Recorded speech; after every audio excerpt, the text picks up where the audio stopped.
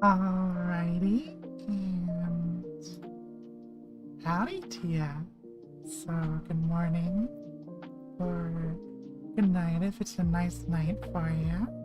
Glad you're joining us for the stream. For anybody who's new to EverQuest Legends, or if they're new to EverQuest in general, if you're coming back, you're just hanging out, or any of the above, it's good to have you. So, this video is going to be a little bit different from what we normally do. Basically, we're going to go over EverQuest Legends, and we're going to basically assume that you're completely brand new, and we're going to go over all the user interface ideas and basic game mechanics, and basically to try and get you into the flow of getting comfortable in the games. That way you can start walking, start running, start fighting, start dying if you're a ranger. Hopefully not the case. But I figure without any further ado, we can go into Norrath. So basically right here is the login screen for the character. So let me just go ahead and boop. I'm gonna take that off. I'm gonna take that off too. And one more boop. So basically this is the screen that you'll be looking at. Although obviously there's not going to be a character on the screen because, well, you wouldn't have made them yet. And basically you're gonna have the option to make your character. So I do apologize. Unfortunately, I'm not going to be deleting my character to show you what the character creation process is, but thankfully there's a good amount of content creators who have so very kindly done that. And honestly though, it's pretty straightforward. So whether you watch their content or hop right in, it should be pretty straightforward. So, at the very least, you will notice that you have exactly one character to play with.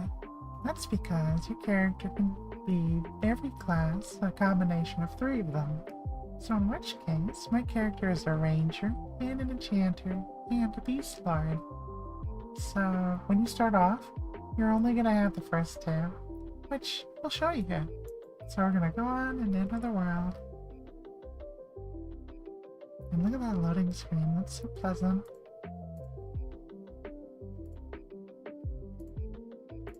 So hopefully you'll had a pleasant night so far as well. It's gonna be the last weekend until the pre-launch. I'm pretty excited. It's bittersweet though. So here we are. We're in the game. Oh, let me turn my name back on. Let's see here. Actually, that's a great segue. We can go into the options. So when you press the button O, as in Omega, it will bring up the options menu. This is probably something you're going to want to do right off the cuff, because basically, you know, every game is different. Your mouse sensitivity, your camera movement, you know, all that sort of thing. Now in game there will be a tutorial that you can go through, but at the moment you can't go back to it, so we'll just go over some of the core fundamentals that the tutorial talks about. So basically we can go to System, and that explains all of the system sort of things.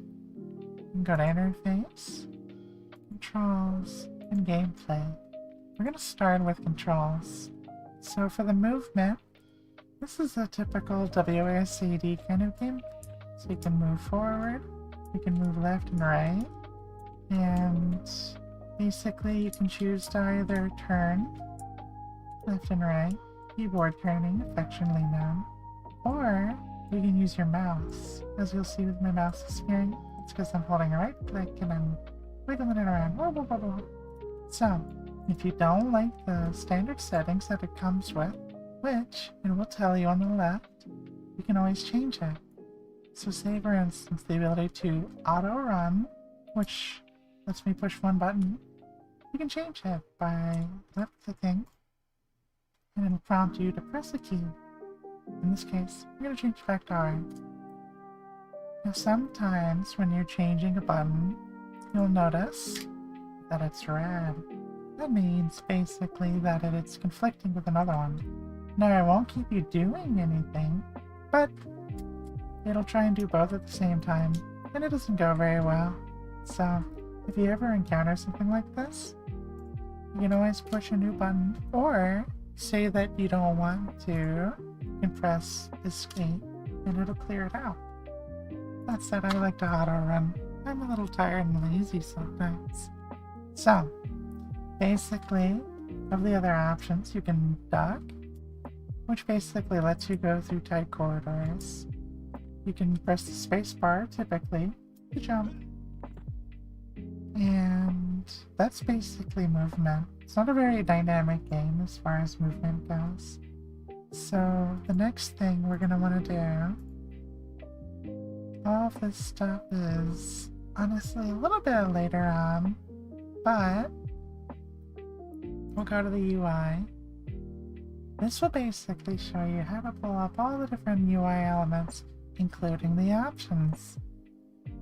And if for whatever reason that you lose the ability to press O and open your options window, you can always access it by pushing the EverQuest Legends button here.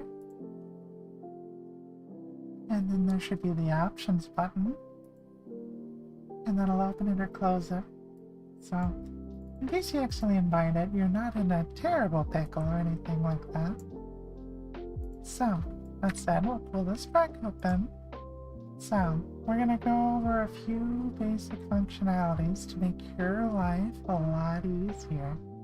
EverQuest is it's creative, and in its creativity will let you do anything, in the sense that it won't hold your hand if you make a mistake and attack the wrong person, and then they beat you up, and that goes no well. So some things are going to change.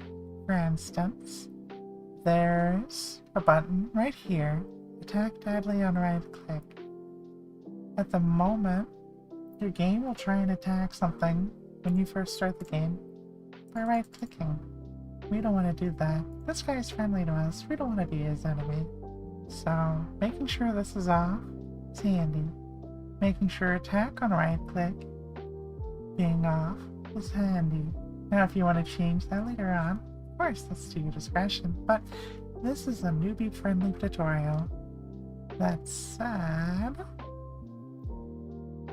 use implied healing is an option that's very handy. Again, we'll go into spells and everything like that later, but basically the long short is, if you don't have something targeted and you try to heal, the game will heal you. Also, click through self, basically, so we'll just explain this interface right here. This is like your target, and it's going to look a lot different, but we'll explain how to set all that up. So this window, if you don't have this option enabled or disabled, it'll try and target you, as the text will say down here. So if we turn off, or rather turn on, click yourself, that won't happen anymore. I'm not going to right click through myself anymore, or left click rather. So if you don't like seeing like pets, you don't want people trading with you, that sort of thing, you can always adjust these things as you need. So here's another very friendly option. See, in EverQuest back in the day, melee and ranged attacks were divorced from one another. If you wanted to range attack something, you'd have to do a ranged attack button. So with this enabled, basically it lets you have the functionality of a modern MMO. That is to say, if something moves too far away, you're not going to try and, swing at it and melee it. You're going to use a bow or whatever you have at your disposal. So, and let's see. So this button right here, momentary duck bind, we talked about ducking. Basically, if you Press and hold it. You'll stay ducked. The moment you release, you stand back up. But if you turn that off, it turns into a toggle. Sometimes you want it, sometimes you don't. I personally like keeping it as a push button. So, that said, the rest of this gets a little bit more complicated, so we're not going to terribly worry about it. We went through the controls here. Here's the interface. Again, this lets you adjust things like details on transparency, details on the borders. Surprising amount of customization for an old interface. They've done a really good job with retroactively making it applicable. So, some things will look a little different when you first start out. For instance, you'll see this, a targeting ring. Basically, EverQuest classifies enemies based off of a color coding system for what's aggressive, what's, dangerous, things like that. So, in this case, this thing is exceedingly high level, and that's why it's red. You can press the button C by default to consider. Basically, the game's broken into two down systems. You have the system that indicates how dangerous it is, which is usually the second line of text in the color, and then this first line of text will tell you if it likes you or not. Indifferent means, well, it's indifferent. It doesn't care. It won't attack you if you don't attack it. That said, if you do attack it, well, omae wa mou shineiru. So, red is the highest difficulty, indicated by it being level 99. You normally won't see things that high level out in the wild. So, versus like this guard, the guard is a white circle, and he's level 50. I target myself. I am a white circle, and I am 50. I con the guard, and he says he regards you as an ally. It looks like quite the gamble. So it'd be pretty hard to fight. Everything's pretty contextual. It's back in the day, the game didn't tell you what the level was. You just kind of had to infer. So that's sad. We'll go to this NPC, this Banker. He's level 30, so he's great. If you've played any other MMOs before, you'll recognize the system. This is where it all started. So, see if we've got anybody hanging out. It is pretty late, so in the beta server, most people at this hour are out and about, but you'll find some folks. Like, here's Boats. So this is a player. His name's in blue. He's white. His pet is level 36. So, click on it. The pet is also indifferent. Looks like you'd win this fight, but it's not certain though.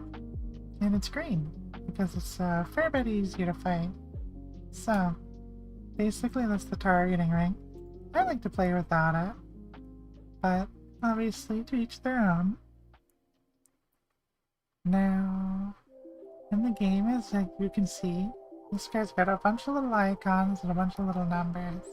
These are buffs, and basically it shows you how long that they've got left. And as you can see, when they start winding down, 18, 17, 16, 15, they start blinking. This happens whenever a buff is within a minute of expiring. You can change that if you want by toggling this button right here. So if you don't want a metagame, right, or it's, too clunky, something like that, you can always adjust it. Let's see here, what else? So basically there's various tooltips of the such, which we'll go over in a little bit as well. And that's what these options correspond to. Now, in the game, usually when you send someone a whisper, it'll put in your chat window. Which whispering, if you're not familiar with, is the option of being able to directly communicate with somebody. So in which case, this boats person, I could type /tell space boats space, and then I'd be like, howdy neighbor, and then that would come up. Alternatively, you can use tail windows. And so say, who's someone on my friends list at the moment? I could type /who space well space friends. Cool. So, and there's C and Vine. I'm just gonna say, hi Vine, I'm whispering you listen to sample for tutorial stream. L&D.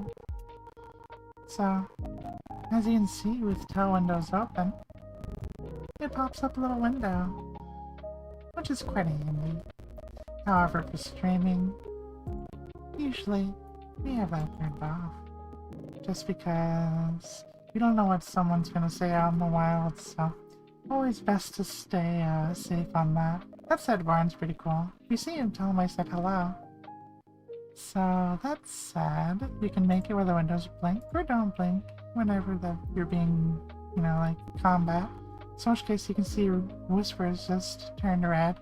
So let's gamble. Let's see what he said. He says, well, hello there, my friend. Heart. So yeah, see, I told you Ryan's a pretty cool guy. So that's sad. Now, we're gonna go on to the simple instructions. So, for instance, I is for inventory. And again, all of these options can be accessed by pushing the EQ Legends button right here. And this would be under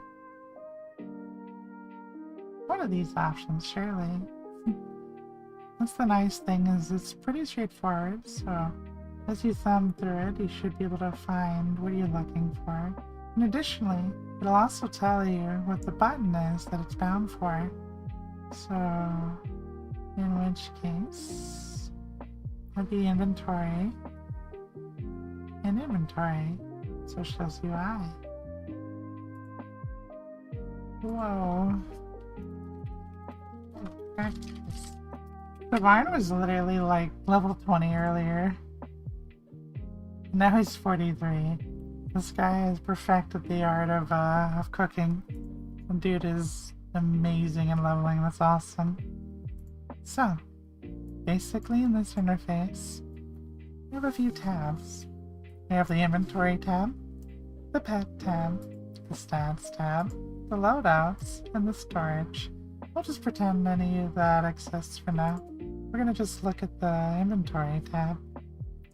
So, basically you have your hit points, your mana, your endurance, armor class, attack, and you have your experience, the max level, so I'm at 100%.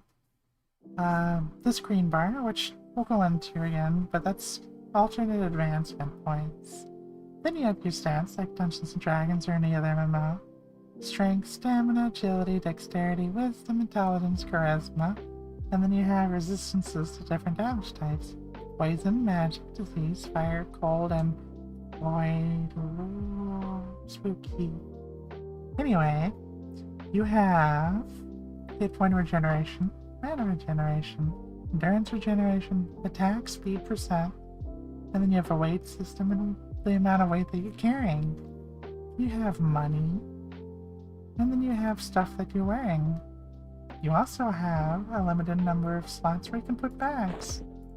So say they're all full, but you can go to vendors and get different types of bags that do different things. And you have different types of armor and everything like that that you can equip your character with.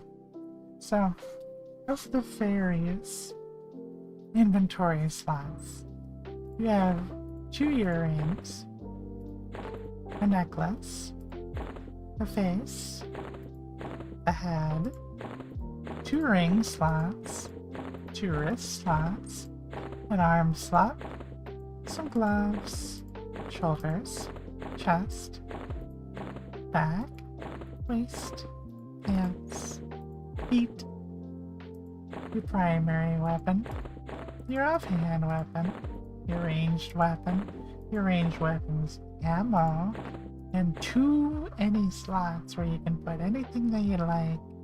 So in this case, you see I've got an extra chest piece looking thing here, and an extra pair of gloves.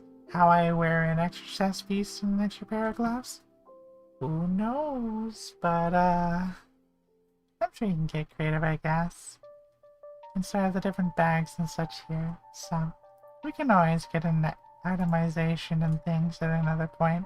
But basically, items in this game have different stats that correspond to the stats that you have here. And you'll find them as you go throughout the game, killing things, doing quests, making items, and all that fun jazz. And so as you see, these items have different stats that correspond to them, and they adjust my stats accordingly. So say for instance, this primary weapon that I have, it gives me 8 strength and 8 dexterity, which can be located on the left side of this window here. So you'll notice, since I have 8 strength from this, and 154 strength here, the moment I remove this, my strength goes down. And then when I equip it, my strength goes up. What strength does? Forget about it, don't worry about it. Yeah. So, we can always get to that. So another thing you're going to want to know is... So for these bags, basically in the game, you will always have an inventory of 1, 2, 3, 4, 8 bags. So, with that, sometimes in the game, you'll get bags to put in these spaces. These bags basically act as an extension of your inventory, and you can get these from doing quests, crafting, or purchasing things. You'll probably notice a little bit of a pattern in some of these things. So, basically, if you want to see what the bags do, or you want to see what your items do, or things like that, if it doesn't automatically show up when you mouse over it, you can hold left alt, and it'll show you the stats, which is also known as the tooltip. You can do that for the bags as well, and it'll give you different stats for the bags. So in this case, a treasure hunter satchel weighs 0.4 pounds. It reduces weight by 100%. It can hold 10 items, and it can hold things that are up to a giant size. So say for instance, this item is a small weapon. This is a tiny weapon. This is a large weapon. So basically, items in the game have different sizes. And so that means some containers they won't be able to fit in. For instance, this is a quiver.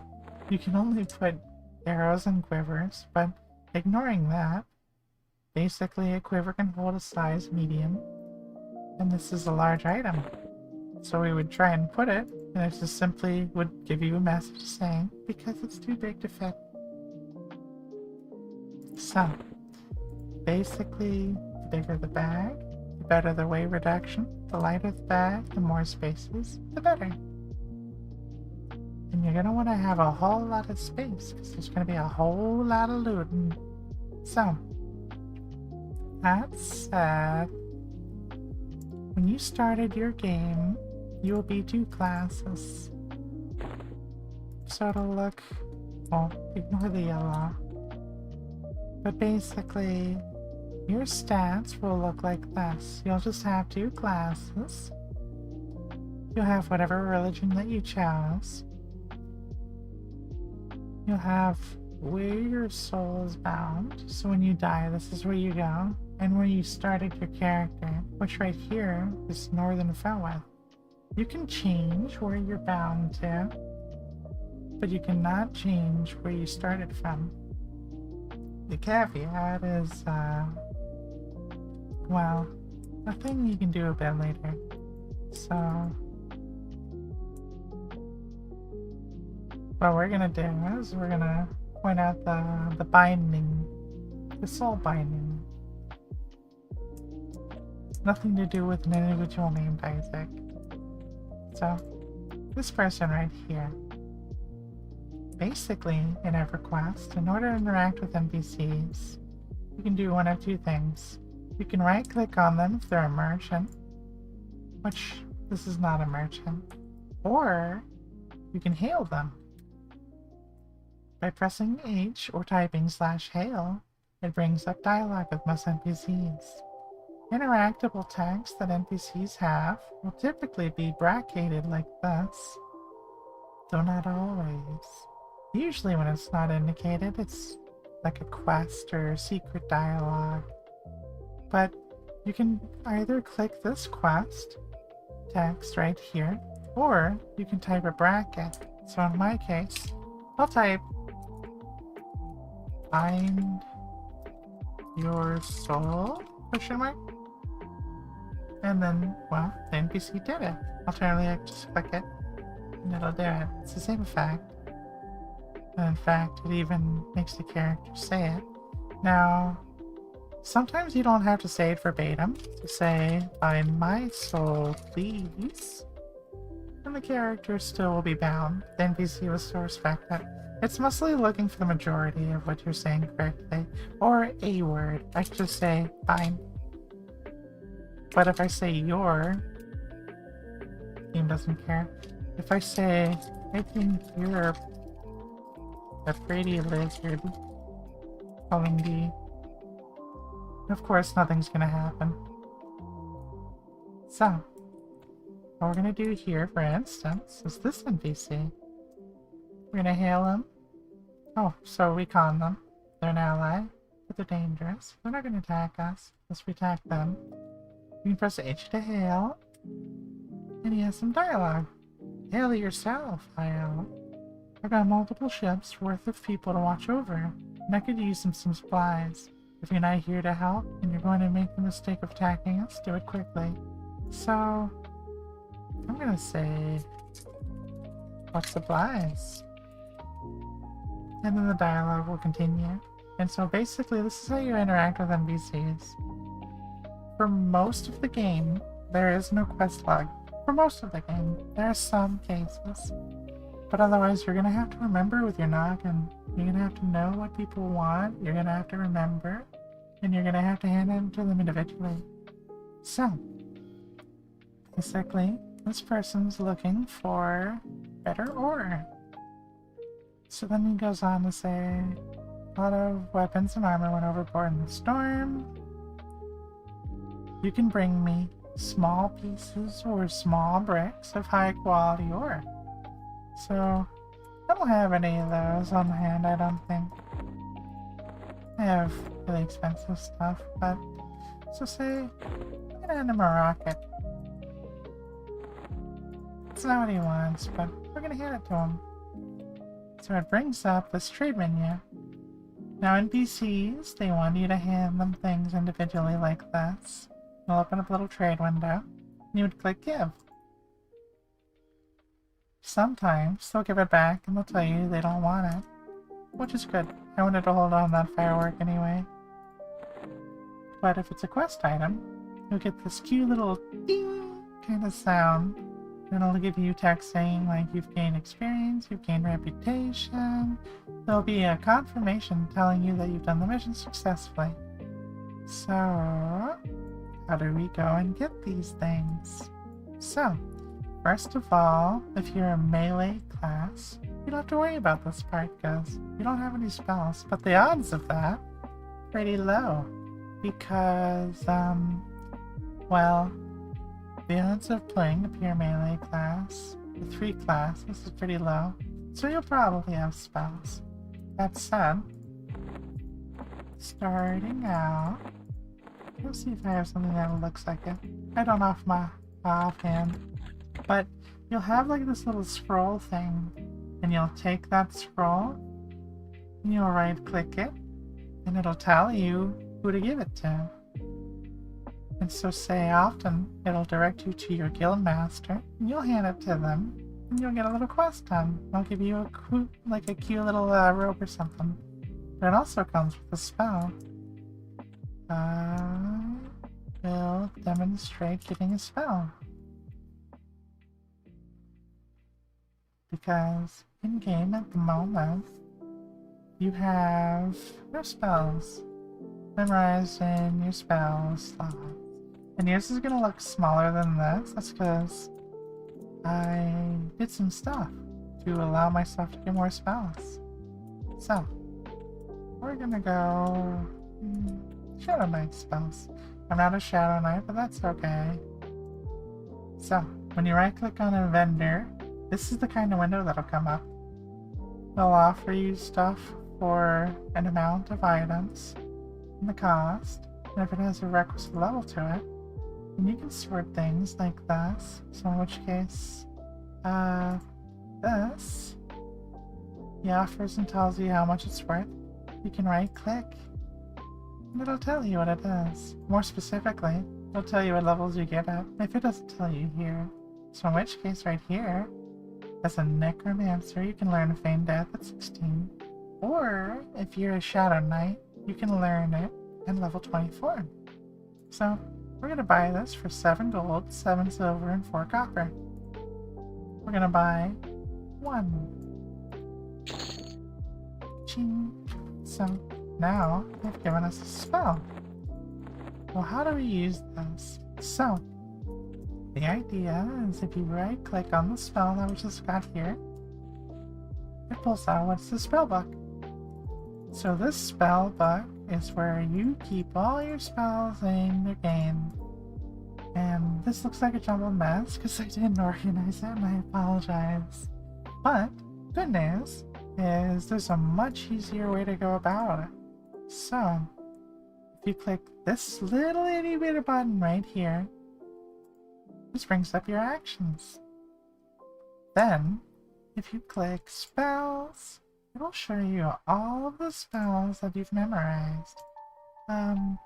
Yours is probably gonna look like, let's see, I'm trying to find like a button of spells for stuff that I don't really have described yet. So, I have a very limited number of spells, and you can see that they correspond to different levels.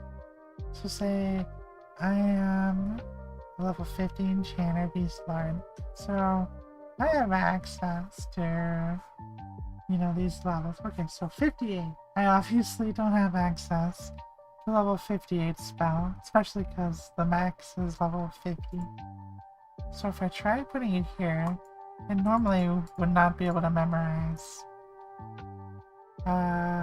So basically instead, you'd have to find something that's close to your level.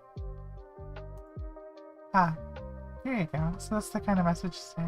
Say you are not high enough level to memorize this spell. Well, and that's because I'm not a necromancer right now. But I do have Gate, I know that much. So you'd left click it here, and then you would left click it here. You see how it does like a little loading bar? I'll do that again, just because I went really quickly. You see this loading bar, and now it looks like it's downloading and downloading. This is the spell on cooldown. Now, the spell's memorized. You can only memorize spells when you're sitting down, like so, looking at your spell book. You can have your actions menu open while you're not sitting down, but you can't memorize or anything. That said, the moment you try to, your character will automatically sit down and pull out the spell book. And if you want to pull out the spell book directly, you can do so by pushing the spell button right here. So, to cast a spell, basically, you'll have a spell gem, and you'll left click it, which will consume mana, because you have hit points, mana, endurance, experience, and this green bar, just like we mentioned over here. This is the visual indication of what you have written right here on text. So, basically we have to push a button in order to cast a spell, and it will consume mana. So we'll do that. We're going to cast Gate, which teleports the caster. So, I'm gonna push this, and it shows a little purple bar. That's your casting bar. And in this case, because the spell was successful, it's gonna teleport me to where I'm bound, which is outside. And we're back. So, that's pretty cool. So say we don't want to teleport around. Let's say we want to go fight some stuff. So let's go fight some stuff. So what kind of spell do we want in order to fight things? How about if I type the word damage? Ah, got some spells that do damage. Cool, so I'm gonna pick Shallow Breath. I'm gonna learn that. So let's say I want a healing spell. Now mind you, I've memorized a lot of spells already. Ah, here's a level 1 healing spell. Minor healing. I want to see what it does. Just like the items, I can hold Alt and mouse over this, and it tells me what it does. Ends minor wounds, healing for 20 hit points. So I'll left click it here, and I'll put it over here. So cool. Now let's say I want a buff. So buff will make me stronger. And here's the spell Strengthen. So we'll go ahead and pick that up. And now we've got Strengthen. So say we don't want to do damage. We don't want to heal. We don't want to buff. What if we want to debuff? What if we want to make things harder for bad guys? Well, we could type debuff. So we can click this. It's a level 2 spell. And we'll click this. So, as you can see, we can filter the different types of spells, and it'll tell you too. So, pet, heals, hit point buff, say, this is fancy, utility beneficial, so we'll type utility. And it tells you all the utility beneficial spells. Okay, so now we have a debuff, we have a buff, we have a heal, and we have a damage. One more. A pet. So, we have pet spell. And very common, pet spells want a specific item in order to summon it. Oh. If you're an enchanter, for instance, you'll want a tiny dagger, which is sold at the adventuring merchant, wherever you can find one. Typically they're in like bars and stuff. So in which case, we're gonna summon ourselves a pet. Now, let's try and make the pet a little stronger. We're gonna target the pet, and we're gonna strengthen it. Now we're gonna target ourselves, and we're gonna strengthen ourselves. Look at that. Handy. So, what happens if I accidentally have myself targeted and I cast like a damaging spell? Well, good question, Watson. You damage yourself. In EverQuest, you can accidentally hurt yourself, and in the worst cases, you can accidentally kill yourself. So say if it's a pet, I accidentally cast it on my pet, but it won't hurt it. But this guy, my friend, my companion, my ally, that's what they said they were, right? So let's say I accidentally cast it on him. Oh, I'm sorry! Well, he and his friends run up and they're very mad, and they're gonna kill me. And that's not gonna be bueno. I could fight back, but I don't want to. I'm gonna just accept my unfortunate, timely demise. So, as mentioned earlier, you can choose where you resurrect. You can resurrect where your bind spot is, or you can resurrect at the zone save point. So, we know where I go for my bind. Let's try the zone save point. Where in tarnation am I? You're in the East Commons Tunnel, one of the most popular places in the game. But, if you're trying to figure out where you're at, you could push slash and enter, and it will tell you what zone you're in. In this case, we are in the northern desert of Rho. Now, say we want to see where we're at. You can push M for map, and it will show you a map of your zone. Pretty cool.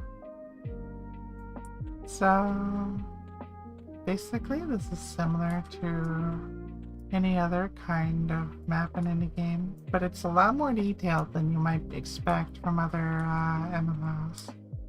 So, we'll go ahead and close that, and in our adventure, we've accidentally stumbled into a zombie, a bad guy. So, what do we do? Well, there's an option to fight back. It's melee attack, or auto attack, or ranged attack. You can hit those. Boop.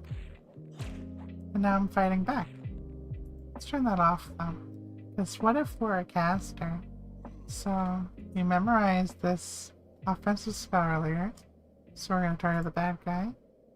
He's targeted. And we're doing the cast spell. As you can see, this, instead of like having a buff, it has a duration, and it's going to do 5 and 5 damage, and lowering their strength. Now, unfortunately, it doesn't do that much damage, so I can just keep casting it, and casting it. And so you see everything grays out after you cast it. That's because it's the reuse timer. So basically, you have a cooldown where you can't use anything. But then once that passes, you can use your other stuff. So we're just gonna re-melee him. Yay, we beat him! Yatta! And so, basically, when you kill stuff, you'll get money. You'll get those, and usually it'll tell you when to get experience, but because I'm too high level, I didn't get any. So let's say in your class that has cool, unique, different abilities. So we're gonna go back to this action menu,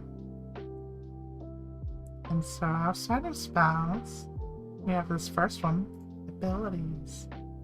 So abilities are, you can think them kind of like spells, but physical, kind of. So, you have Bind Wound, which will use bandages as items you can purchase to heal yourself. You can use, Camp is to quit the game. Let's see. Go fishing if you have a fishing rod. Kick. Here we go. So, the ability to kick. This ability kicks your current target, dealing damage. Kick will double and triple attack based on your skill. So, we can push this by left-clicking and holding. This will take the hotkey, and we'll just drop it in any square right here. This is the action bar. So now, let's go find something. The spider. We'll go step on the spider. So, you're on the spider, push kick. And you see that has a cooldown just like the spells.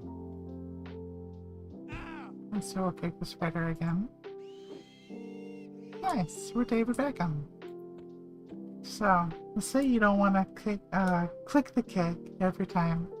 So, what you can do instead is this little option right here for auto skill. You can click this box, and it will automatically do it for you. And it even tells you will now use kick while auto-attacking. Very handy. So, we are gonna walk up to the bad guy, and we're gonna initiate a melee attack. You'll notice my character kicks automatically. And look, we got some loot. So, this is the loot window. To access it and close it, you can type /adv loot, and it closes it and reopens it. Basically, whenever you defeat a bad guy, if you're close enough, you'll get this window. But it does expire after a little while. To figure out how long you have left, you can consider a corpse, and it will tell you. This corpse will decay in 29 minutes. So you have 29 minutes to decide if you want to loot, store, sell, or merge a piece of armadillo meat. For me, I don't feel like selecting it. I don't want to learn cooking or anything like that. So I'm going to click sell. However, rather than just click sell, I'm going to right click the button, and it gives you the options to automatically do these things. So in this case, I'm going to click auto sell.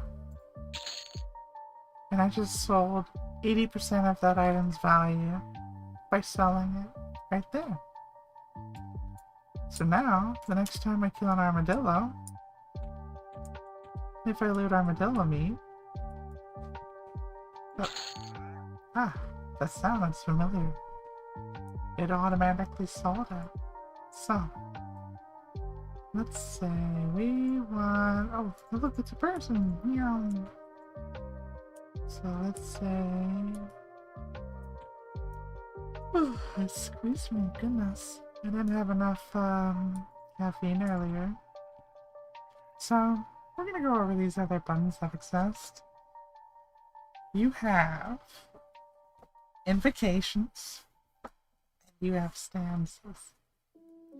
Basically, if kick and that sort of thing is like your offensive spell, then your stances are kind of like your buffs. But the difference is they last as long as you have them, but you can only do one at a time. So in this case,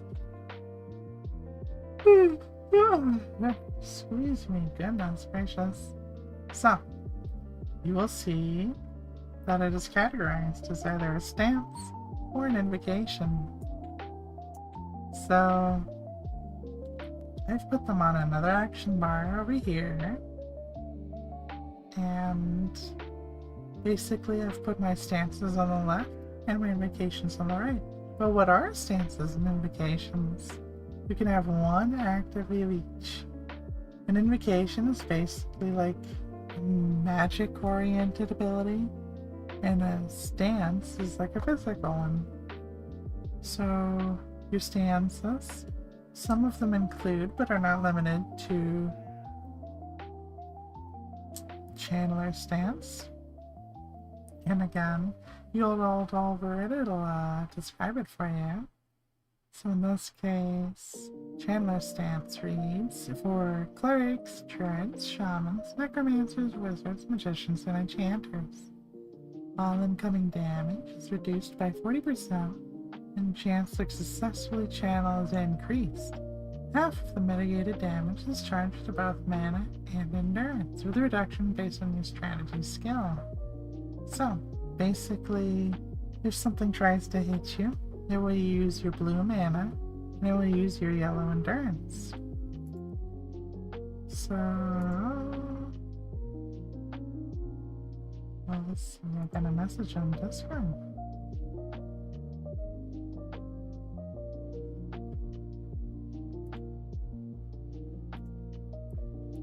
So, basically, if I want to go into a Channeler stance, boop, I can click that.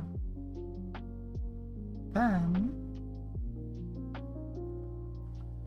say, here's another one, offensive stance. Outgoing melee damage is increased by 100%. This chairs. I really need to. It's sticky and leathery, goodness. Southern heat is no joke.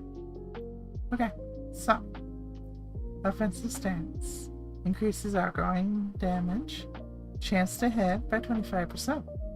Every point of bonus damage dealt consumes an equal amount of endurance, with a reduction based on your strategy. So you're noticing a few things that are kind of occurring. Is these stances use endurance? That's what endurance is for. So if mana casts your spells and hit points keeps you fighting, endurance allows you to maintain doing certain abilities. So now we go into the invocations. The invocations will make your gameplay experience a bit more unique. So say you saw how, let's see, I'll target myself and I'll heal. You see the purple bar? It goes by relatively fast because I'm using Arcane Mastery. Arcane Mastery for Shadow Knights, Necromancers, Wizards, Magicians, and Enchanters says spell cast and recovery time are reduced by 25% plus 10% for Intelligence class. So Enchanter is an Intelligence class and Beast Lord is a Wisdom class. So it's going a little bit faster. It's 25% plus 15. So let's say if we want to cast it really fast, we're going to swap to Inversion. Inversion says shifts 2/3 of spell cast time into the recovery time and 20% of the mana cost into half as much of endurance. So 20% of your mana will also cost an endurance, but your spell will be cast 2/3 as fast. However, you will have to wait 2/3 longer to recover the spell. So we're going to swap to Inversion. Now watch how fast my healing goes. Meow. But you see it takes just a little bit longer to come back. Meow. So Inversion is really good if you need to get something out really quickly. Now let's say I don't care about getting it out fast. I would rather get it out stronger. We can do Empowering Stance, which adds 40% plus 20% for additional non-hybrid class damaging effects, and for healing adds 20% plus 10% for every additional non-hybrid casting class. So now when I click this, it's casting at normal speed, but my heals will be stronger. So remember how the choke spell or shallow breath was just doing like 5 damage? Well, now when I click it, it does more like 8. So yeah, it's a fair bit stronger. So what if we use the offensive stance and we use Inversion?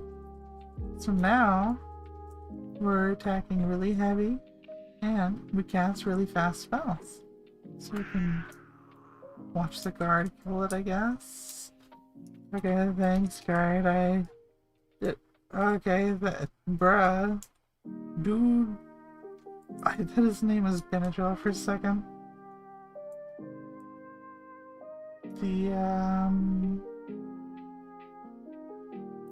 Sorry, Sergeant Benadryl just threw me through a...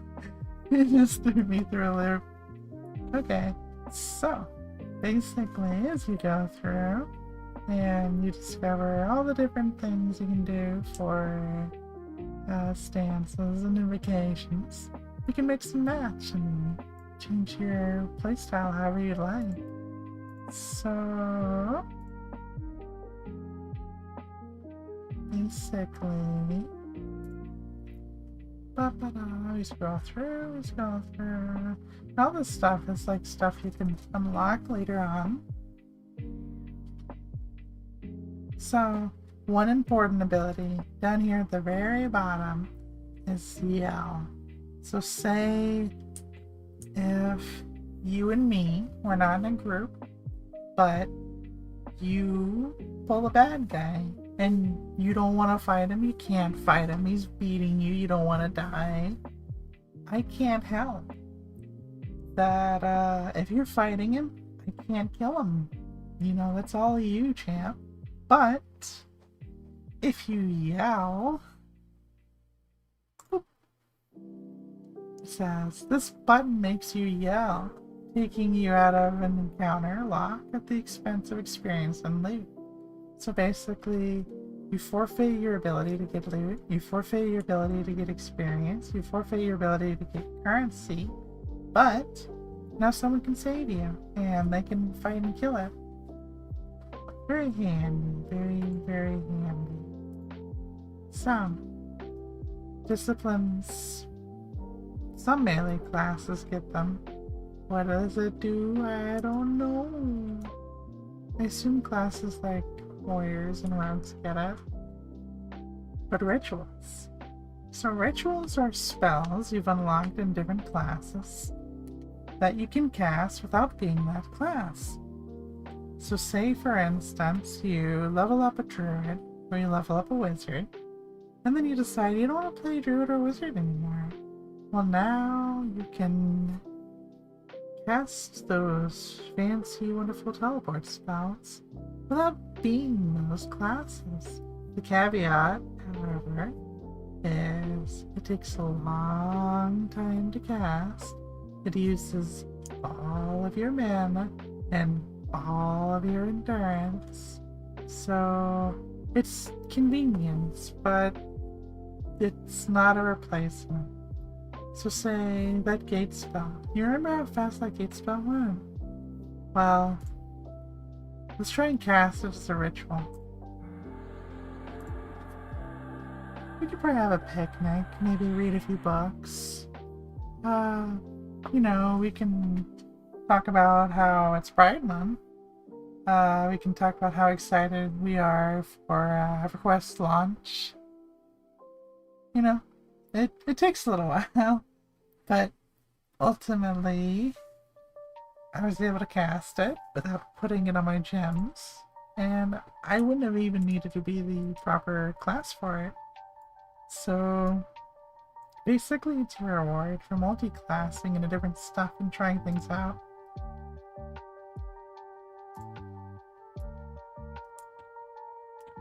So I am tired. That's what I am. I'm tired.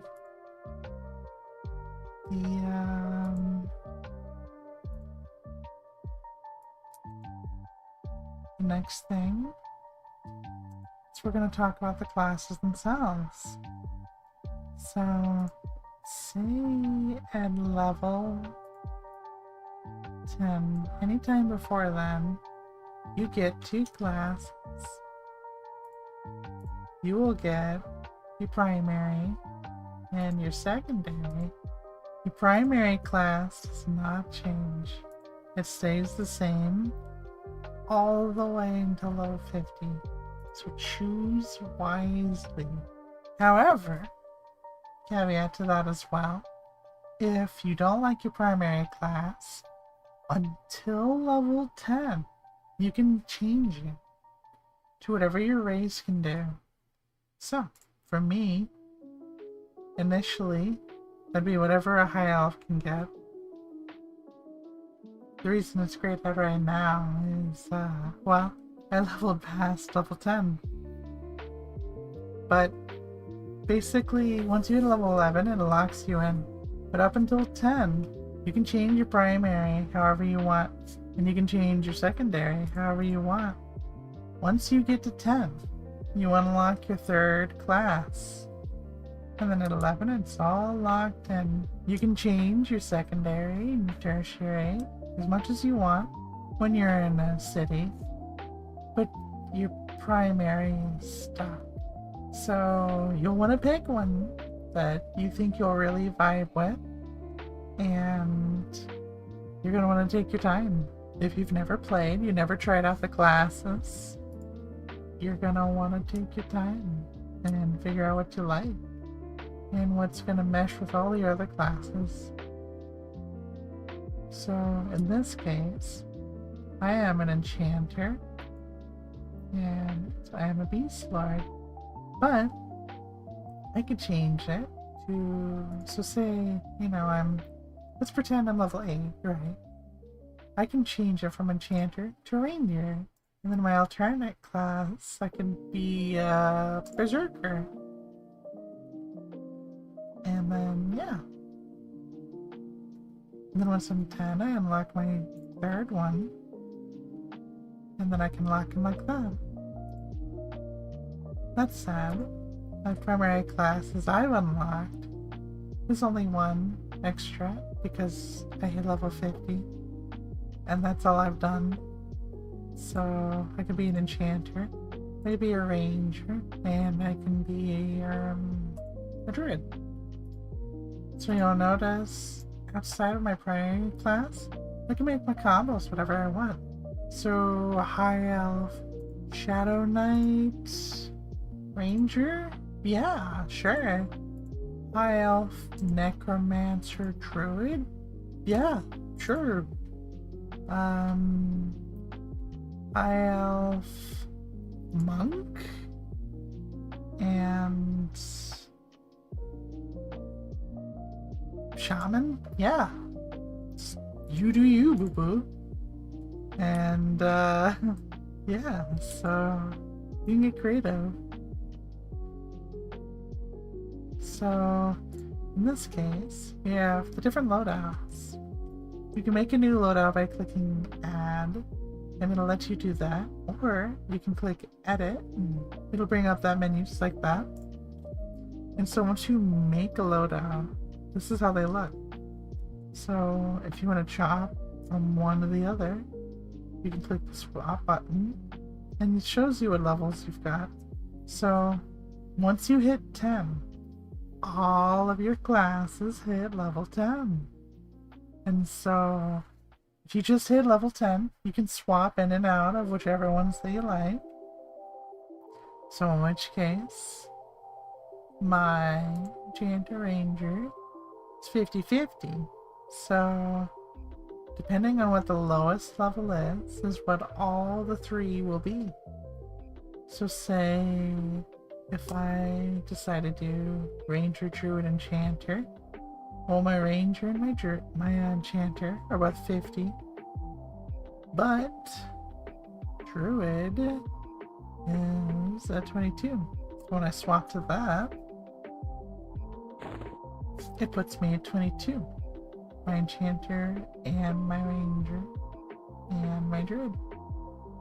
But so say my main one, enchanter, ranger, beast lord, swap to that, and it's all 50, baby. So yeah, you can swap around however you like. So that's that. The storage. Storage is for things that you don't want to carry in your bags. So say for currencies like this. These are the big carrot on a stick. These are moats. Moats upgrade your items, and they'll be upgrading your spells. So, what does that mean? Well, we'll pick everything level 1. Cool. Prowling leopard leggings. So, these have 6 AC, 3 stamina, and 8 agility. If I left click, holding Alt, it brings up this little menu. So basically, you can level up items. But how do you do that? If I have a duplicate of the item, I could put it here, and I can merge them together. Kind of like, I have a pen, I have an apple, oh, pineapple pen. YouTube, please don't copyright me. Basically, if you don't have a duplicate, which in this case I don't, we can go to storage, because I stored these notes, which can drop randomly. So how random and when? Another video for another time. But basically, when you get these, they're worth certain values. This one strengthens potential of an item up to level 2. So we're going to use this. I'm going to put it here. And you'll notice, now it says tier 1. I'll click merge item. It'll say, are you sure you want to do that? Yeah, I do. I'm streaming. So I'll push yes. And now you'll notice the stats when it gained void resistance, I think. It gained 1 AC, it gained 1 stamina, and it gained 1 agility. So now it's slightly stronger. And so now, in order to upgrade it from tier 1 to tier 2, I need 2 copies of the item.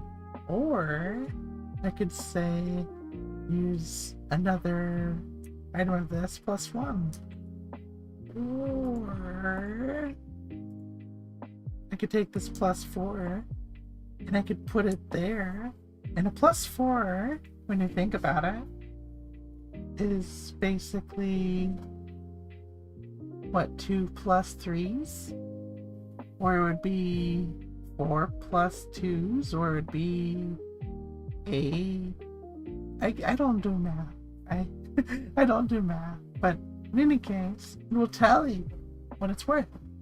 And so you can use those modes for the duplicates. But the caveat is the item duplicate can be whatever level you need it to be. But the modes do it up to a certain rank. So say if this were like plus 5, this wouldn't work anymore. But if it's 4 or lower, then it, or I'm sorry, if it were 3 or lower, it would work. So modes basically act like the duplicates that you don't have. It's very handy for very hard to get weapons. Alternatively, it's also very handy for things that have what are called exaltations. So exaltations, actually, this is a good example. Oh no, that's the exaltation itself. Do I have anything with an exaltation? Perfect. Okay. So this right here. An exaltation is an ability. Basically, it's whatever an item can do. So that will usually be highlighted in purple text. So in this case, basically it has the ability to ignite. Let's ignite there. You click on it and it tells you it does an ouchie, 46 to 46. Cool. And you see all those fancy abilities. So this thing is level 2 and it's really close to level 3. So what happens if I go to storage and I pull out this level 4 and I plunk, it'll upgrade it to level 3. So I'll merge it. Whoa! And unlocked an extra square. So what happens if I pull out the one that upgrades it to 6? It'll upgrade it to level 4. So I'll merge this and watch what happens. I can click merge item. And now that it's level 4, I only have its stats got up, but it's unlocked this square. This is proc exaltation. So what that means is the little ability this weapon has. Bloop! I can pull it right out the weapon and say I have another item, or I could put it in like this. I could plop it right on in there However, there's actually a caveat, so we'll do it as they want us to. So this weapon is a ranger weapon.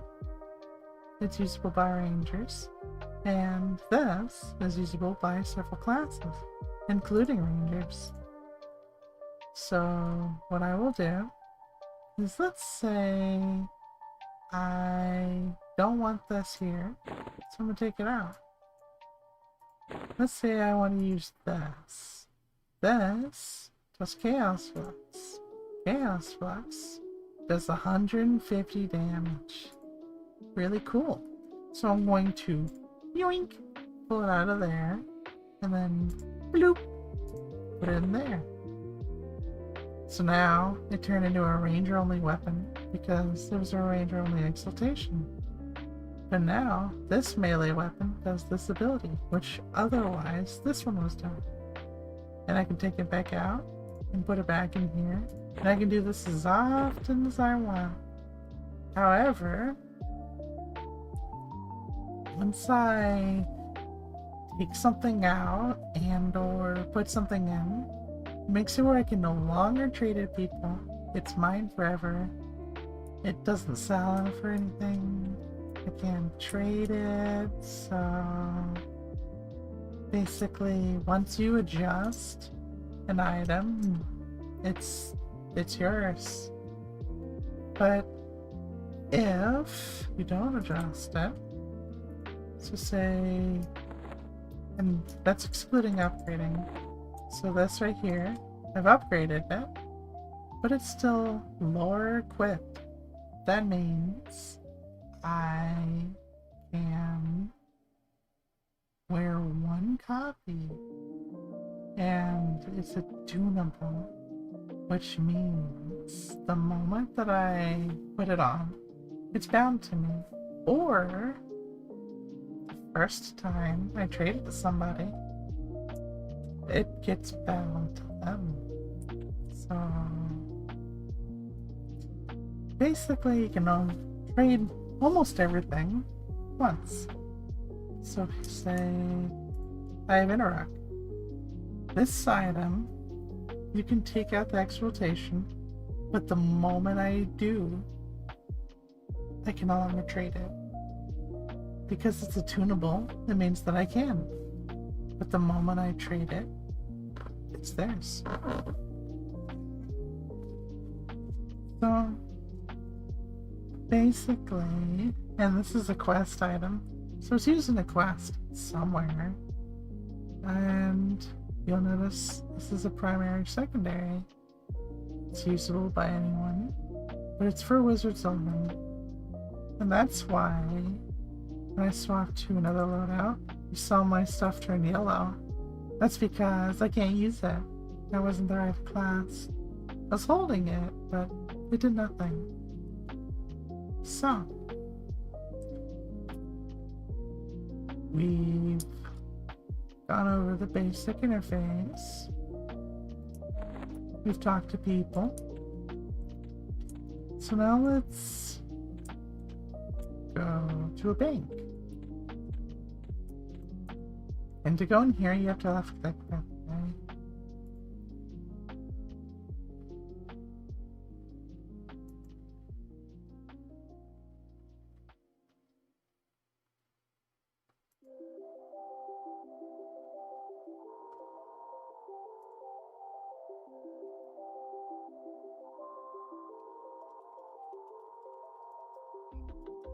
Oh, let's see here. Oh, that's interesting. I see someone commenting saying Twitch withdrew from Korea.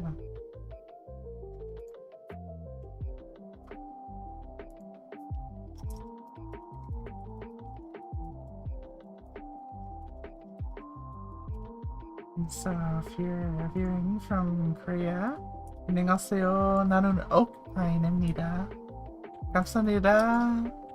Appreciate the folks from Korea. Makes me nostalgic. Around this time I used to watch StarCraft. on GOM TV and Africa with like Artosis and Tastes Nick Plot streaming. Good times. But anyways, so we saw that these people can sell spells. Now we go to a banker. So the banker has a bank. So, as you see, I've packed it full of bags. And basically the bags hold the things.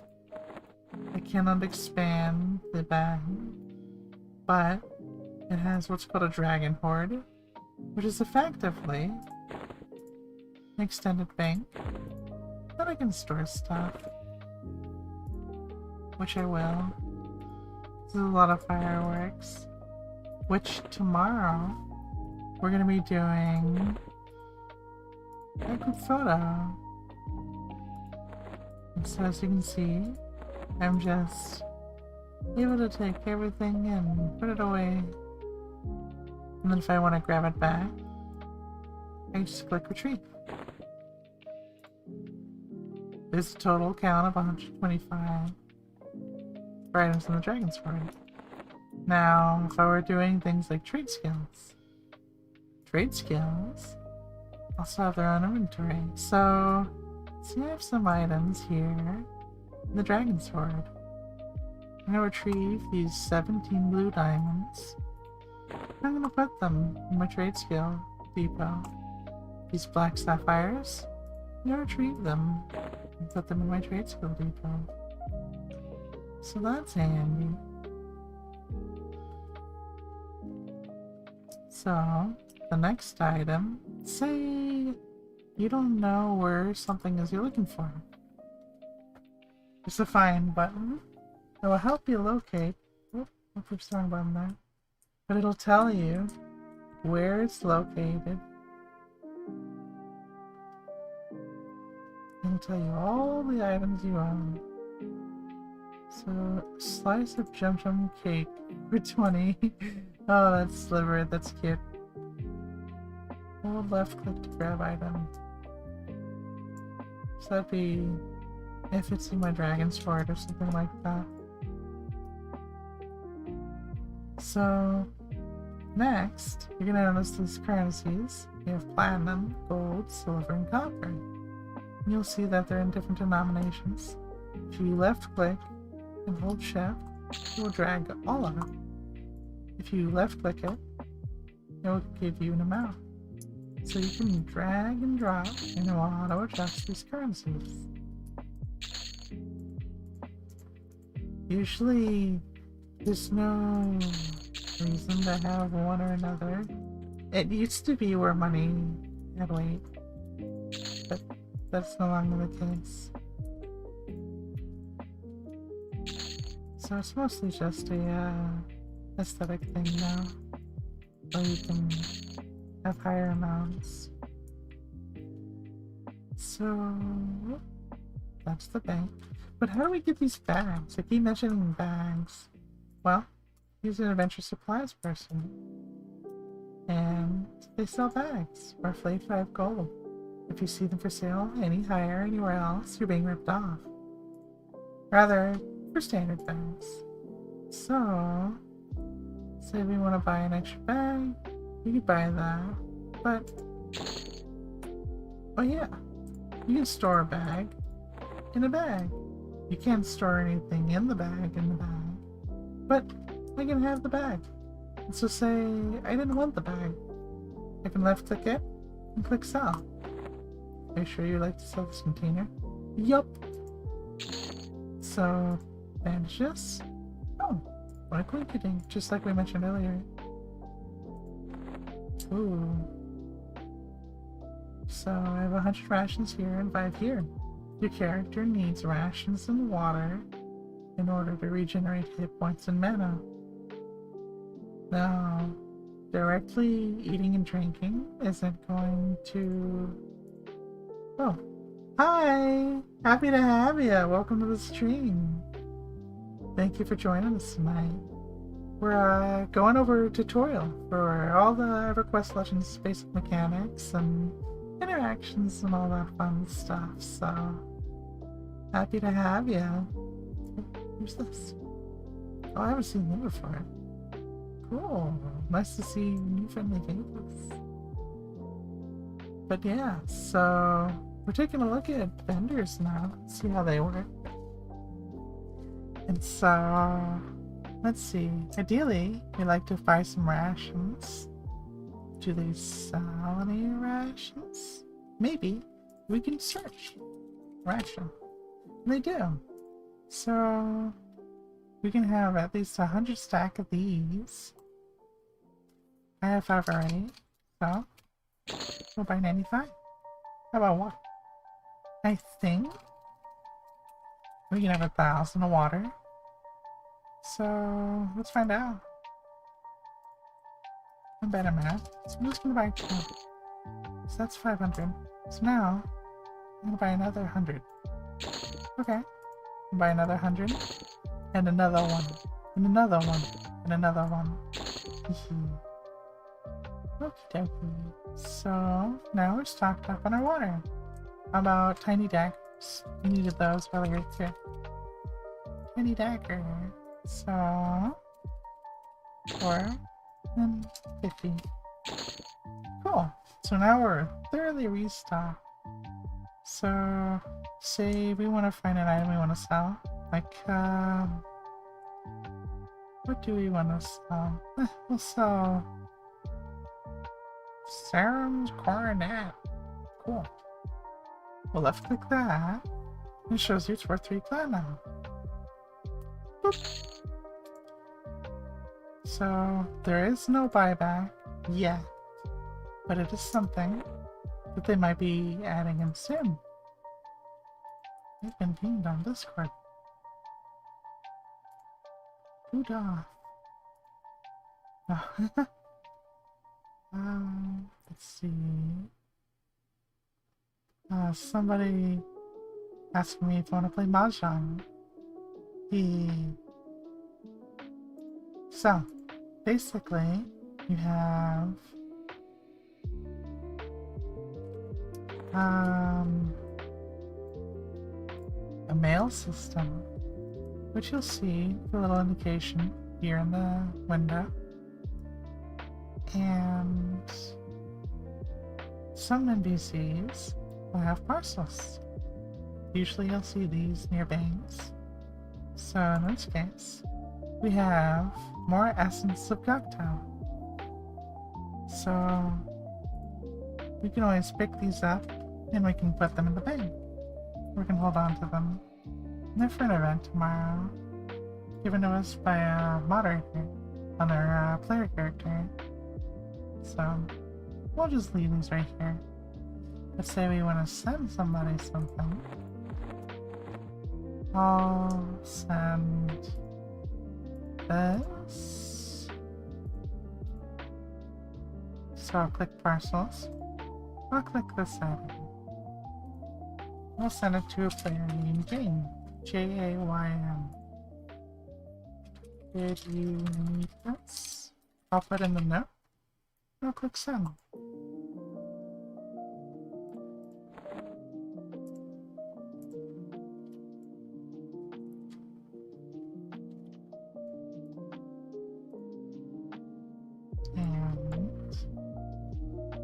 So that's the mail system. So mail acts like trading. So like earlier, when we were talking about where you can only trade something once, you can only mail something once as well. So choose wisely what you wish to sell and what you wish to send to whom and when. So we've gone over those mechanics there. And let's see. So we're gonna go over how to decorate your interface. Probably one of the first things we should have done, but I figured the core mechanics of things, say for some people who want to jump in on the action, So if you want to refine your interface, you want to make it comfortable. So basically when you right click on a window, you can choose to lock it in place so you don't accidentally move it. So otherwise, when you left click and hold it, it moves it around. So we're gonna lock that in place so that doesn't happen. Next, we're going to basically move things. So, you don't want to have a long list of spells. Say you want to make it wide. So you can left click and hold the side. You can drag it around. You can do that. Or say you want to like that. And when you're satisfied, you can relock it. So for the chat menu, say, where's the lock? I turn it on. So now I can move the lock, move the chat window. I can make it skinnier. I can make it taller by holding the edges. And so say you have a hard time reading a certain size of text. So let's see, we're gonna move this fan right here.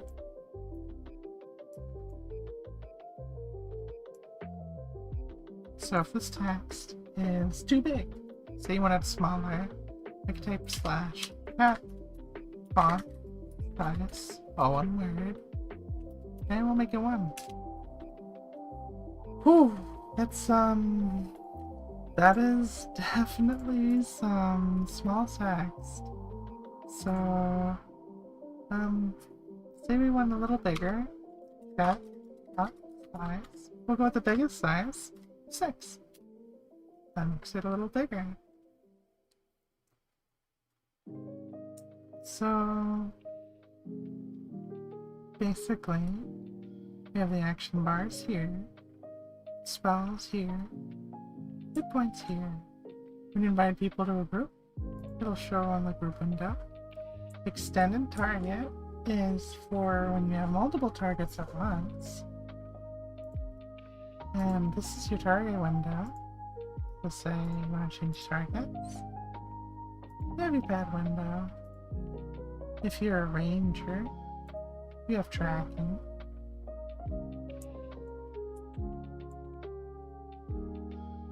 And so this little symbol that appears above people's heads shows you reputation. The fancier the symbol, the higher the reputation. So say, this is a fancy star, so they're your ally. But if it's like a sword, just 2 little dagger things, then it means that they're your enemy. Which again, you can press C to calm them, and it'll tell you. So, what we're gonna do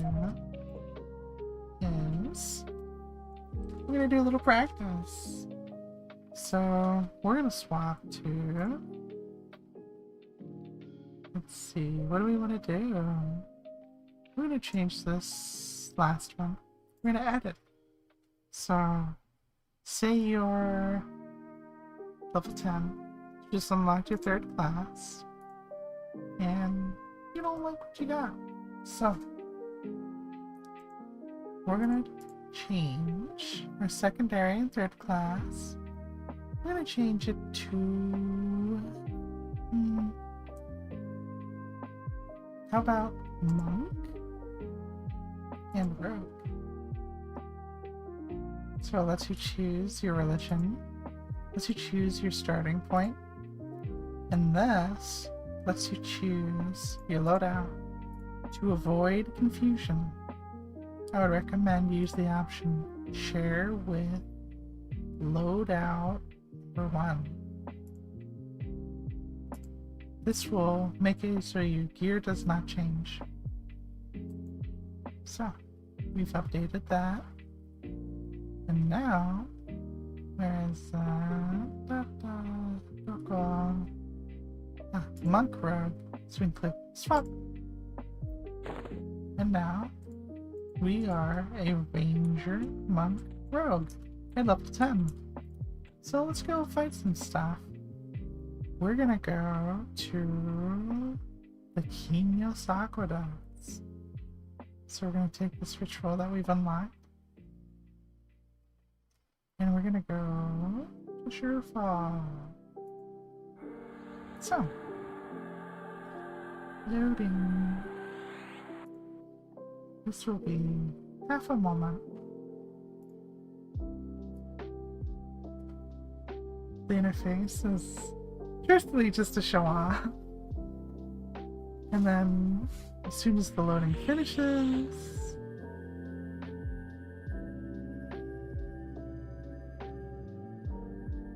alright, and we've arrived. So, now we're in Surefall. So now, we can go to Kinyos.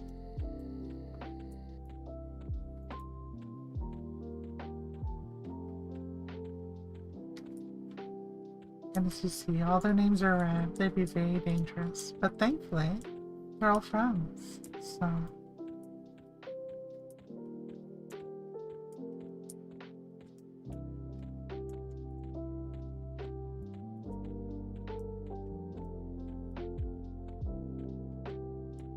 And so we're gonna go somewhere where there are bad guys.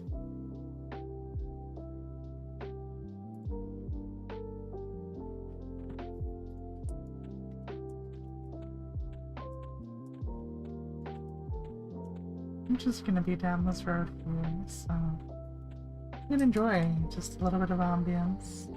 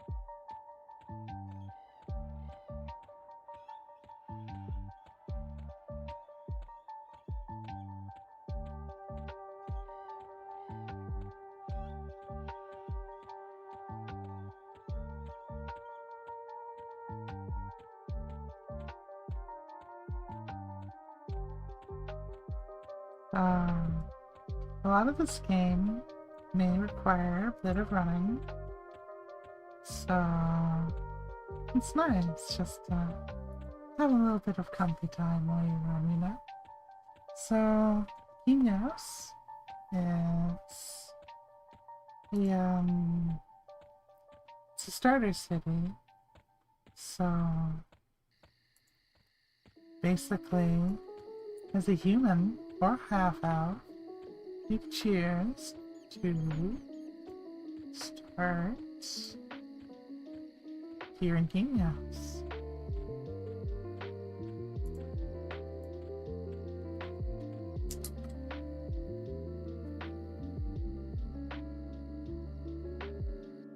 And howdy, welcome to the stream.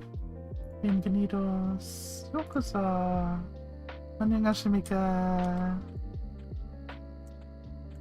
Good to have late night friends, early morning friends. Ah, Kinyos. Natsukashi. Very familiar.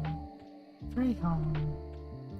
So, it's another very popular streamer. It goes by Kratos. he leveled 1 to level 50 in the Kenya sewers, which is where we're gonna go.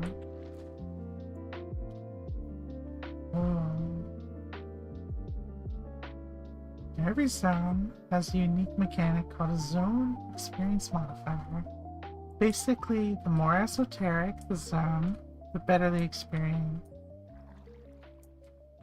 Not very many people go down to the sewers to fight things, so it'll be a fun time. So, we're gonna go. I'm trying to remember my bearings. It's hard to navigate down here. It's very labyrinthian. So, you know, he's using a map as well. Which this looks really nice. This is actually a relatively new development. Yeah, the team has done a really good job making this map. It can be a little confusing though. Just in general, trying to navigate a place like this. So we're looking for bad guys. We look bad guys. A thug leader and a thug. So I cannot use this weapon. It's for beast lords only. The text is in red and the highlight is in yellow. So we're gonna swap to the rogue item. And since I am a rogue monk warrior, oh sorry, ranger monk rogue, I'm gonna go into an offensive stance. And we're gonna fight them.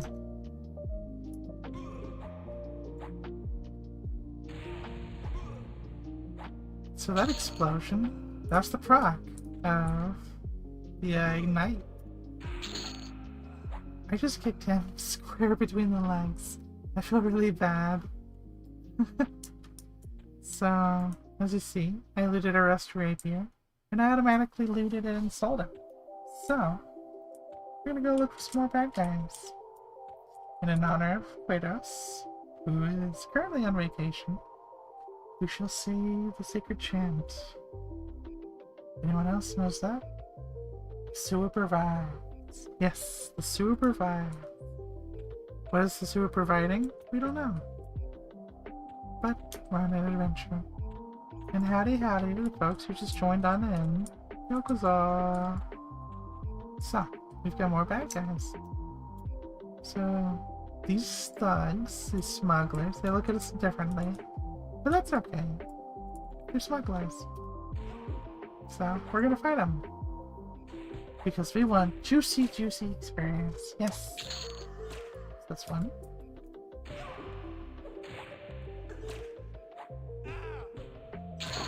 And there's another. So, that experience sound that you just heard was gaining an ability point. And an alternate advancement ability point. So, we're finally gonna talk about the green bar. So the green bar is what's for alternate advancements. These are basically the cherry on top for any character that you're making. So say you want to add some extra ability to the class that you're playing. These alternate advancement points will allow you a little bit extra. So say for instance, as a monk, monks have the ability to feign death. It's very handy. Basically, it means you can pretend to die, and then a mob will leave you alone. This one says, it reduces the reuse time of feign death by 1 second. Handy. What about this one? There's a rogue. It says, the passive ability provides you previously unheard level of stealth, that increases the invisibility offered to hide skill to tier 2. shadowing you from creatures that normally see through invisibility. So basically, if you're a rogue and you take this, which costs 5 alternate points, it makes your stealth extremely strong, which is awesome.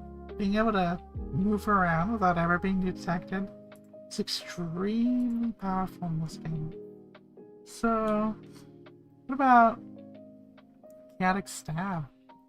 This is a passive one. We didn't need to put any points into it. It says, passive ability allows your backstab attack to deal minimal backstab damage if you are not behind your target. So in other words, if you've ever played Final Fantasy XIV, you'd have directionals. Rogues want to fight the things from behind them. So, unfortunately, they will always look at you in combat, but you can start from behind them. And you see how much damage it did just by starting behind them. It was very strong. It's not as much from the front, but that's okay. So, basically, your alternate advancement points customize the experience of your character. Dragon Force, this ability when activated, pushes the target backwards and deals 10 damage. This looks like a monk ability. Requires level 15. It's on a 6-second cooldown timer. And it costs 5 points. So that's cool. What about Escape? What is Escape? It says, this ability, when activated, allows you to escape combat from NPCs that are 20 or fewer levels higher than you. Causes you to be the last possible target and triggers evasive invisibility, which grants permanent invisibility. This ability consumes 2% of your endurance to activate. So in other words, this lets you break out of combat effectively. So, say if you took Shroud of Stealth, then you're super invisible, but somehow if that breaks, you can use this to sneak right back on out. It's extremely good. So, for us, there's class types, archetypes in general. Your archetypes apply towards your character archetype. So, think about like healers, tanks, damage, support. Classes is like for monk, for rogue, for ranger. In general is for everybody. So say pack rat. This passive ability reduces the weight of all equipped and carried items by 5%. So it would only cost 1A and everything weighs less. Let's say First Aid. This passive ability increases the maximum health that you can bind wound to up to 80%. Fear resistance. Passive ability increases you the additional 25% chance to resist most fear spells. So others are like Innate Imminence, increases your stats by 2. They have multiple ranks. So saying something that I was leveling was what was I leveling? I was leveling something.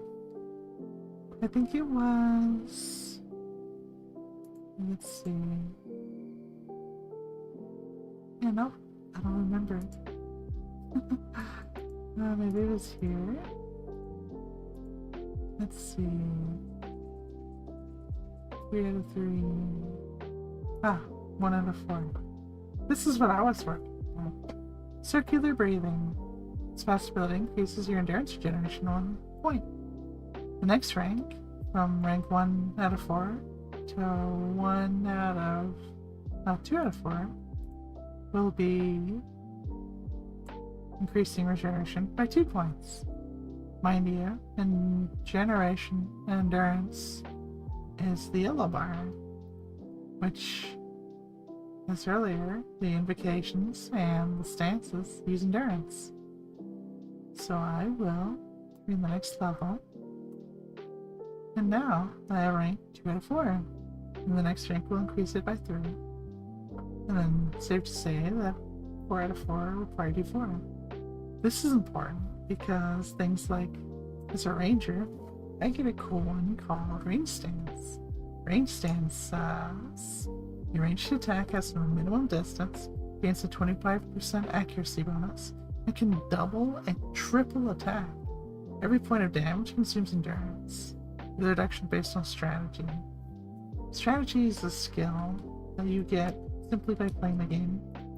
So we're going to show you why I like to play ranger. So we've seen what stabbing is like. When I use my bow, this is what happens. 1 shot. 1 kill. This guy? 1 shot. 1 kill. Bows are very strong if you put the points into it. To be a strong ranger requires strong patience, and it requires a lot of investment. Specifically, this increases base damage of archery by 100%. This cost 3 plus 6 plus 9 AA points. So that's a total of 15. So, wait, no, more than that. 18? I'm bad at math. So, it's a lot of points.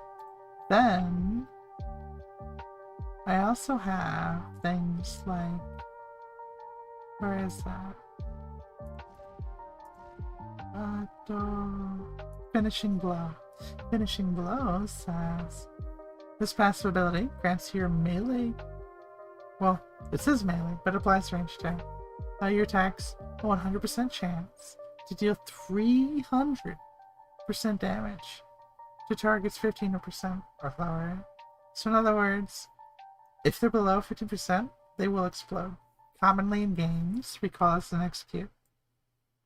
So basically, if you have a really high archery skill, as a ranger, you one-shot stuff with your bow. It's very strong, but again, requires a lot of investment. Additionally, there's not very many bows in the game, so it's very much a class of patience. But when you do invest in it, very worthwhile. Very straightforward. Very cool. So, basically, we kind of learned how to play the basics of the game.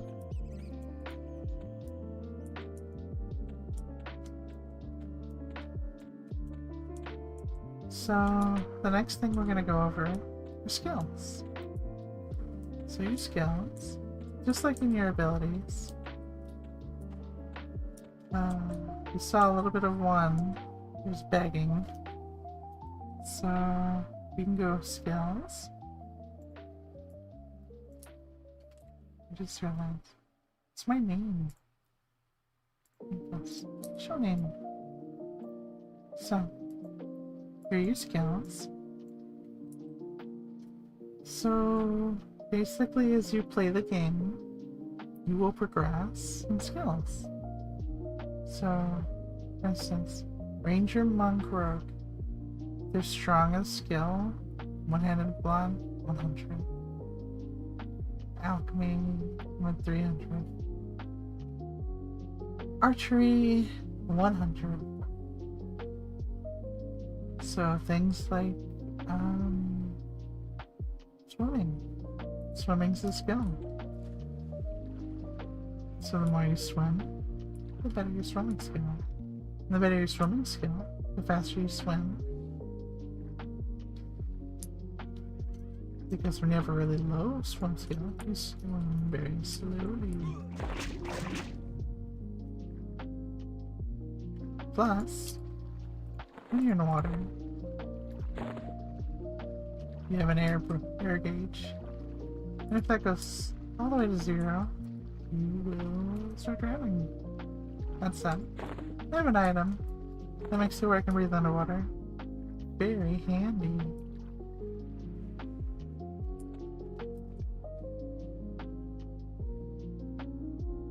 What's this one? The Iron Toe Brigade rules Norrath. No idea who the Iron Ton. The piranha's eating a fish! I've never seen that! Whoa! The piranha's eating everybody! Whoa! I've never seen fish on fish violence like that. Oh, and it's doing it again! Wow. Take his butt! Eat that fish! Yeah! Woo! Huh. And there's another fish. That one's about to get eaten. Run! Fly, you fool! Okay, interesting. I've never seen those interactions before. Well... Sometimes in EverQuest, there are invisible walls. And there are invisible floors.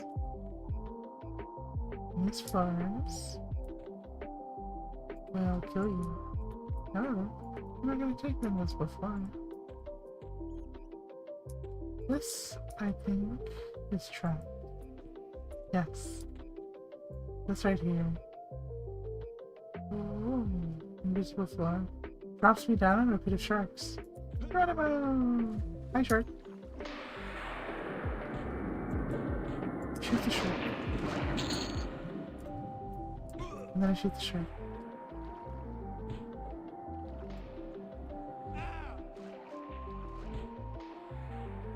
Alright. So, yeah. That effectively covers me, I'm shark. I said me, I'm a shark. Hi, Brad. Good to see ya. Bilo is a good friend of mine from a long time ago. He used to make videos together with me. He was really good at it. If you watch our old World of Warcraft videos, the opening was done by this fella right here. He's also a professional level beatboxer in the UK. And also very good World of Warcraft reviewer. Well, it's the truth. Yeah. You're cool, dude. Sadly, I don't remember how we met. The years have not been kind to my memory, unfortunately. Oh. I wonder, will this person attack me? Okay, cool.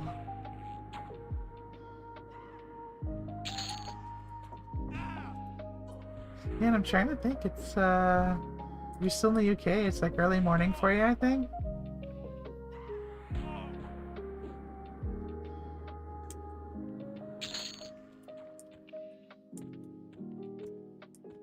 Yeah, let's see, of the old crew, I have not heard of Black Flame. I don't know where Killvass or Mudrag are these days. Or I guess Tokidoki. I don't know how Make Twinks is doing anymore. Last I remember, they're married and have a house with their partner. I do not remember what Cadbury's up to. Swifty is doing DoorDash. And I think he might still play a little WoW. Mercades and Sonics, I guess, still play WoW. And yeah, I mean, I remember the, like, I remember it being over a World of Warcraft video, so it's just like, what was the catalyst?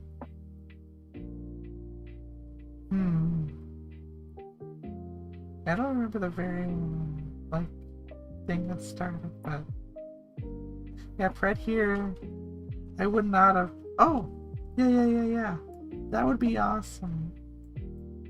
Yeah, the, I don't remember who else you might remember. Let's see. Like, nah. Oh, I don't remember his name. He's another British Pokemon. I've never met him though. But yeah, most everybody's kind of done their own thing. After a certain while, I what is it? I put a lot of the videos on unlisted because I dealt with a crazy stalker ex-girlfriend, and that went really badly. So I basically tried to bury as much of my tracks as I could, and eventually, you know, I moved on from that. But the yeah, no, I just went on, and I mean, it is what it is. I'm not terribly worried about it, but golly, the nostalgia, hot dog. I cannot overstate enough how much I respect this dude. Like, I don't know if he still makes videos, beatboxing, or video editing or anything, but highly recommend, no matter what. Go check his channel out. Sure, he's got a couple diamonds over there. But anyways, since it's just a special occasion and a good old friend, we're gonna wrap the stream up. And if y'all have any questions, just know you can find me. And I hope you have a wonderful night. And I want to say thank you for tuning in. If you're on the beta, we have a post-beta, like, family photo going on tomorrow, 4 p.m. East Coast time. And then we have another one the day after at 3. And it'll be in the East Commons Tunnel and North Corona, respectively, by the Wizard Spires. And then launch July 1st. So, hope to see you there. And Fred, I'm gonna message you in a sec. So, good night, y'all. Thanks for coming.